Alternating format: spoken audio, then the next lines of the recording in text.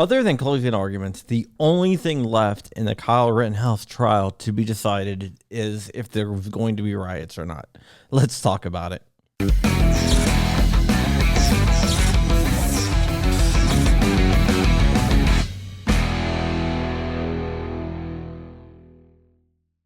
Welcome back to the channel, Wolverines, or welcome to the channel if this is the first time you have been here. My name is John Crump. I'm an investigative journalist and world famous mumble rapper.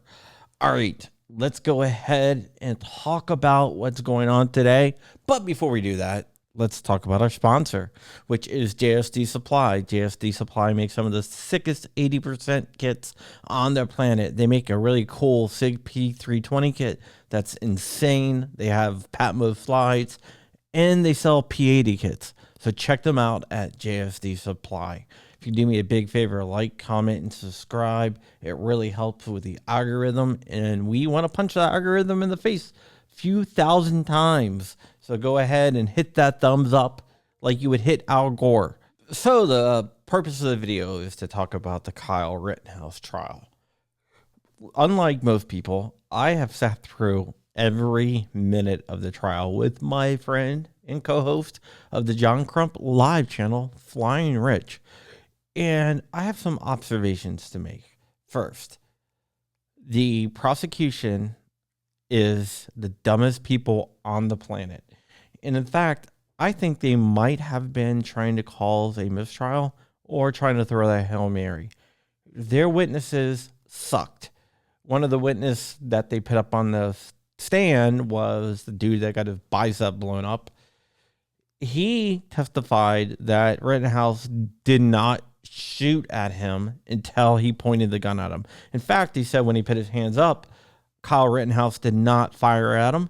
And once he pointed the gun at Rittenhouse, he was fired upon. One of the things that the prosecution did say that I find comical is how much of a threat could he be if he only had a handgun, which is kind of ridiculous. And also, when Kyle was being chased by the dude that unfortunately was killed, the prosecution admitted that he was chasing Kyle Rittenhouse. They tried to say that Kyle Rittenhouse pointed a gun at someone, and he admitted that, but he actually didn't. He said somebody accused him of pointing a gun at him, and he said sarcastically, he said, "Yeah, I did," which was ridiculous. They also called another guy to the stand that admitted that the prosecution tried to get him to change his story, which I find incredibly dishonest. And the prosecution tried to attack him, but it didn't work because the guy had his story nailed down and he stuck to it. You can usually stick to your story if it's true. So I believe this guy came off as incredibly trustable.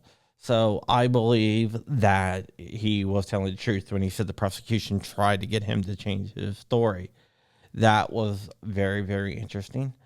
Another thing, the prosecution put on the stand a bunch of people to testify that Kyle Rittenhouse did shoot the people, which I think is kind of ridiculous because that's not in dispute. What they are trying to do is confuse the people by also saying that stuff like hollow point bullets explode and basically stuff like that. They knew nothing about firearms.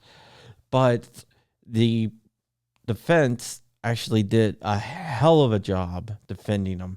So much so that they pushed the prosecution into prosecutorial misconduct by having them get admonished by the judge.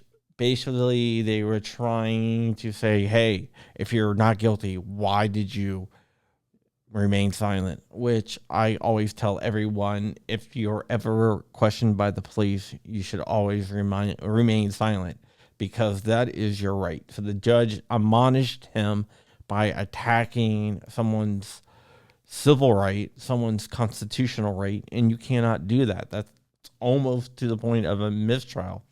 In fact, the defense put in a motion for a mistrial with prejudice, which means it cannot be brought back up. The judge said he would consider it, but never got back. So he can still roll on that because that motion's still on the table. I doubt that that will happen, but the judge had a very adversarial relationship with the prosecution, which was interesting to see. And also, it shows how much of a douchebag the prosecutor was. In fact, whenever he didn't get an answer he liked, he would ask the question over and over and over and over again until the judge finally had to tell him on multiple occasions, hey, the witness already answered your question. Move on. You're badgering the witness, which you cannot do either. So the prosecution has been trying a lot of dirty tricks, and they are losing. Their big coup de grace evidence is a blurry picture that I can't even tell what the hell it is. I can't see anything in it. It's a big blur from a drone. I don't think the jury's going to be able to see anything either.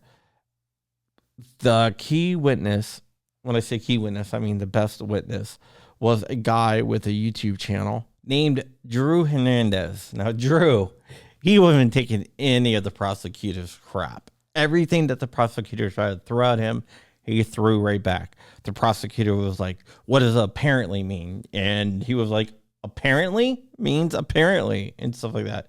It was hilarious. It was like the best testimony ever because the prosecutor was going to try to intimidate them and everything else, and it did not work. The Rittenhouse team brought this witness up because they knew he was going to be a gold mine for making the prosecution look stupid. One of the saddest things about the trial is when Kyle Rittenhouse took to stand himself. He broke down, and I saw a lot of people on the mainstream media, MSNBC, wondering if it was real or not. If you watch it, which it will probably show, it definitely was real. I felt for the kid so bad. It made me so angry.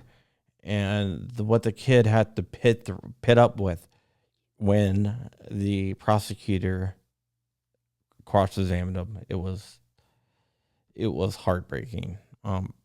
Hopefully, I am hopeful that he gets off because you can tell his life has changed forever. They destroyed his life, and they destroyed his life for political reasons, and that's just not cool. Right now, it's going to closing arguments. The closing arguments are going to be on Monday, which is probably tomorrow. Right, each side has 2 hours to make their arguments and a half an hour rebuttal. So 5 hours total for both closing arguments and everything else. The judge will be giving instructions to the jury, which should take about 45 minutes, and then they will deliberate. So we should have a verdict possibly by Tuesday. Because the verdict is coming out, the National Guard has already been sent out to Kenosha to control any rioting. The funny thing about rioting is if it's cold, people don't riot. And in not West Virginia, but Wisconsin, it's kind of cold. So I don't think we're going to see the riots like they are expecting, but maybe we will. It was an emotional trial. It was a long trial, and we sat through every minute of it on John Crump Live. All my commentary and everything is over there. You can go check that out. But it was a interesting insight into a trial. If you've never watched a trial, I highly suggest you watch trials sometimes. There's some other trials going on that you can watch, so make sure that you check them out. All right. With that said, I have a Patreon. If you like what I do here, you can check out my Patreon. And with that, stay ever vigilant, stay ever free, keep in the fight. I am out. Wolverines, motherfucker.